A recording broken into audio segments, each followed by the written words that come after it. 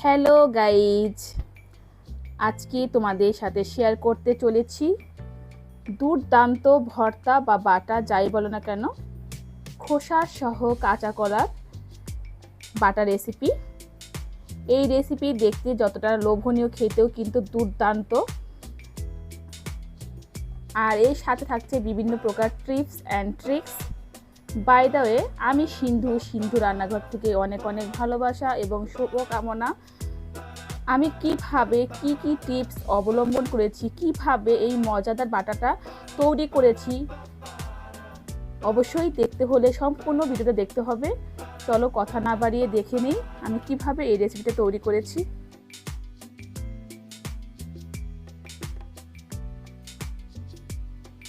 বন্ধুরা, খোসা সহ কাঁচা কলার একটা ভর্তা রেসিপি করে তোমাদের মাঝে শেয়ার করতে চলেছি। তোমরা হয়তো শুধু খোসার বাটা খেয়েছো, আর কাঁচা কলা সহ যদি খোসাটা একসঙ্গে যদি না খেয়ে থাকো, তাহলে এই রেসিপিটা তোমাদের জন্য। আমি এবার কাঁচা কলাকে কেটে এবং খোসাগুলোকে কেটে দেখানোর চেষ্টা করছি আমি কিভাবে এটা কাটছি। দেখো বন্ধুরা, আমি খোসাগুলো কিউব কিউব করে কেটেছি, আর কাঁচা কলাগুলোকে সুন্দর করে কেটে নিয়েছি। আর এখানে একটা টিপস বলে দিই, এখানে কিন্তু কাঁচা কলা এবং খোসাগুলো ধুয়ে নিতে হবে, আগে ধুয়ে কাটলে কিন্তু হবে না। ফ্রাই প্যান গরম করে নিয়েছি। প্রথমে দেব শুকনো লঙ্কা, তারপরে দিব সরিষার তেল। এখানে কিন্তু সরিষার তেলটা দিতে হবে বন্ধুরা, আর পরিমাণে কিন্তু একটু বেশি দিতে হবে।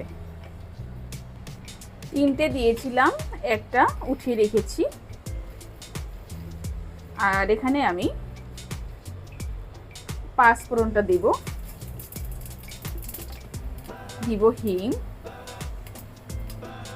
যখন ব্রাউন কালার হয়ে আসবে তখন আমি এই যে আগে থেকে কেটে ভিজিয়ে রেখেছিলাম খোসা আর কাঁচা কলা,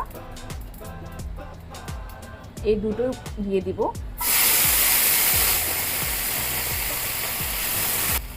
এবার দিয়ে দিব পরিমাণ মতো লবণ, দিব পরিমাণ মতো হলুদ। এখানে একটা কাঁচা লঙ্কা দিয়ে দিব। এখন ভালো করে ভেজে নিতে হবে।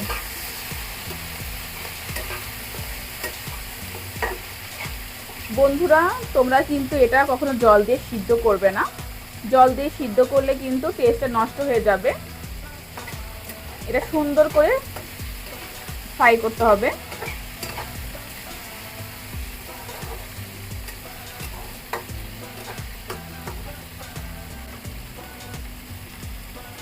আর এখানে হলুদ ব্যবহার করা হচ্ছে কারণ যাতে খোসা দিয়ে কাঁচা কাঁচা গন্ধটা না হয়, এই জন্য হলুদটা দেওয়া হয়েছে। এখন ঢেকে দিব।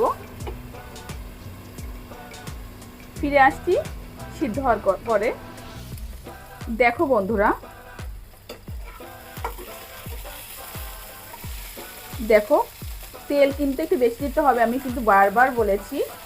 আর পেঁয়াজ রসুন ছাড়া সম্পূর্ণই নিরামিষ পদ্ধতিতে এই বাটা বা ভর্তা যাই বলো না কেন, এটা কিন্তু ভালো করে ভেজে নিতে হবে এবং পারফেক্ট স্বাদের ভর্তার জন্য রেডি করতে হবে।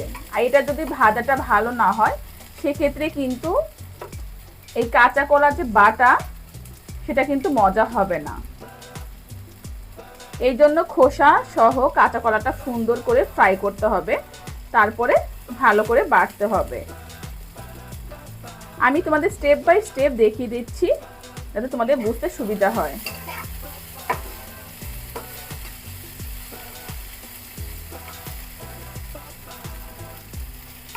দেখো সিদ্ধ হয়ে গেছে। তারপরেও আমি আর 2 মিনিটের জন্য ভাজবো। ফিরে আসছি ভাজার পরে।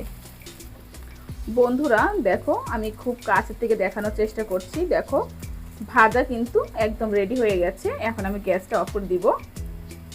আর 5 মিনিট পরে এটা বেটে তারপর দেখাচ্ছি। তবে এটা কিন্তু আমি ব্যালেন্স করব না, এটা আমরা শিলপাটায় বেটে তারপর দেখাবো।